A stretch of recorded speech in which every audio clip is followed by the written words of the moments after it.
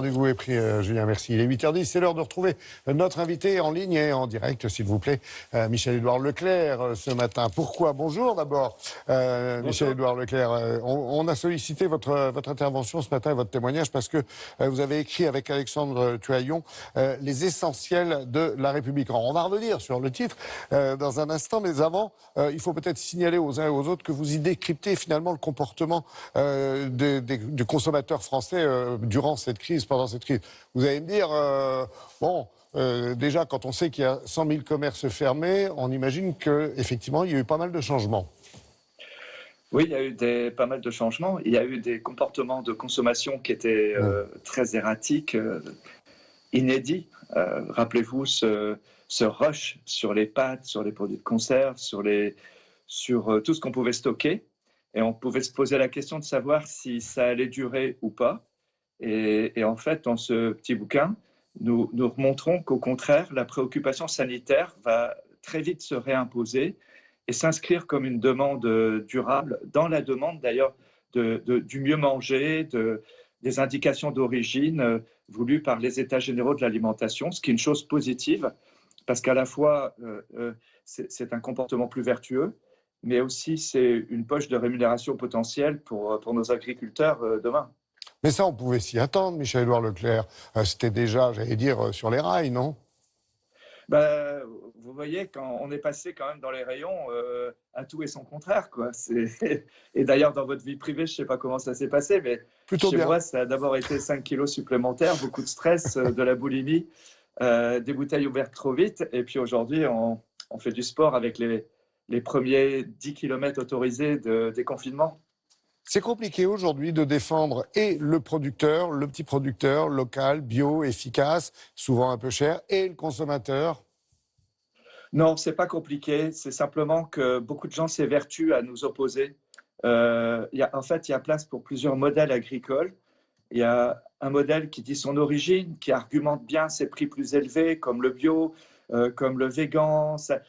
Tant que c'est bien argumenté, le consommateur accepte de payer plus cher un produit de meilleure qualité. C'est le produit qui n'a pas de label, qui n'a pas de marque, qui ne fidélise pas, pour lequel c'est plus compliqué. Et c'est tout l'enjeu du débat législatif aujourd'hui. Comment faire que le cœur du marché retrouve une rémunération?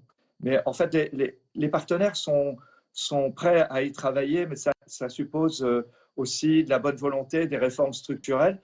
Et moi, j'y crois. Et à travers ce livre, on veut montrer qu'il y a des modèles pour ça, qu'il y a industriels, commerçants, agriculteurs. On est capable de faire ça. On a été capable d'approvisionner les Français pendant la crise. On est capable de faire la relance. Michel-Édouard Leclerc, vous allez accepter l'humour et ma brutalité. Les essentiels de la République, c'est presque une plateforme pour un candidat à la présidence, non? Bah oui, il y a des fois j'y pense. Non, je déconne, mais c'est juste, c'est vrai que il faut refédérer nos concitoyens, quoi. Tout le monde est angoissé, tout le monde est fatigué. On a dit il y a des gens qui sont ouverts, d'autres ne le sont pas ouverts. Alors il faut savoir qu'au départ, il y a des préoccupations sanitaires, mais maintenant il y a des préoccupations politiques. Et pour pas blesser les uns, blesser les autres, c'est pas très lisible. Et puis c'est pas Michel-Édouard Leclerc qui est fermé ou qui est ouvert. Ce sont des salariés qui passent avec des rubans pour fermer des rayons. Moi, j'ai voulu écrire ce livre avec mon collaborateur pour rendre hommage à des gens très actifs dans le secteur des transports, de l'agroalimentaire. On est tous essentiels. Et il y en a qui sont plus médiatiques que d'autres, mais dans la réalité, un an là vient de se passer, on n'a pas craqué, le pays a été tenu, les débouchés agricoles ont été trouvés parce qu'il y avait des gens essentiels, ceux qui étaient les caissières qui ont été applaudis, mais derrière aussi des techniciens, des transporteurs. Oui, un regard bienveillant qu'on ne connaissait pas chez le consommateur peut-être avant. Oui, Vous mais parlez des je pense qu'il y a caissières, des manutentionnaires des magasins. Ouais. Il y a eu des belles expressions de solidarité. Les premiers jours du confinement, beaucoup d'incivisme, ça s'engueulait, même entre consommateurs. Mais aujourd'hui, c'est beaucoup d'actes de solidarité, des belles opérations de mécénat aussi, entre, par exemple, des magasins, que ce soit de Système U, de Leclerc, de Carrefour, avec des hôpitaux, des partages aussi de moments ensemble. On a distribué de la nourriture. Et j'aimerais que la relance se fasse dans cet esprit-là. On sent trop là que on nous envoie les paysans dans les magasins. Ouais. Moi, je pense que pour résoudre le problème des paysans, il faut nous mettre autour d'une table et puis être très pragmatique. On l'a fait, on va le faire. Dans beaucoup de secteurs de l'activité économique, il va y avoir des faillites ou il va y avoir des risques de faillite.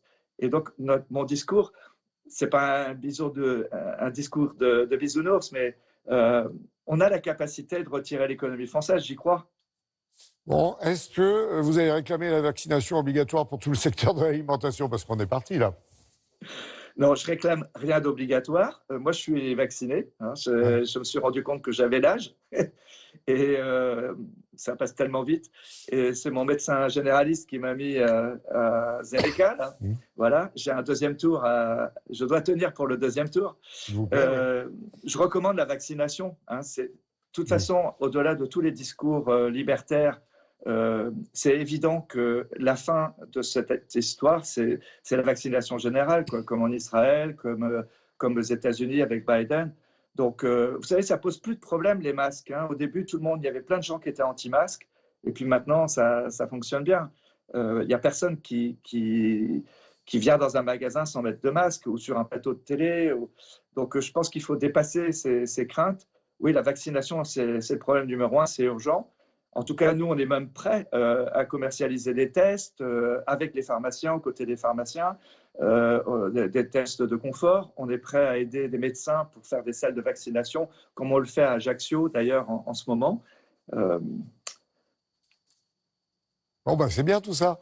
Allez, Michel-Édouard Leclerc, on vous remercie d'être passé par le plateau de Télématin pour nous parler de ce monde d'après, finalement, de demain. Un monde certainement avec des consommateurs plus responsables et plus raisonnables, comme vous semblez l'écrire dans votre livre Les Essentiels de la République, qui vient de paraître. Merci, bonne journée, bon lundi à vous. Les magasins restent ouverts chez vous. Charlotte, et ailleurs, bien sûr, dans d'autres départements, mais c'est pour ça qu'on en parlait tout à l'heure.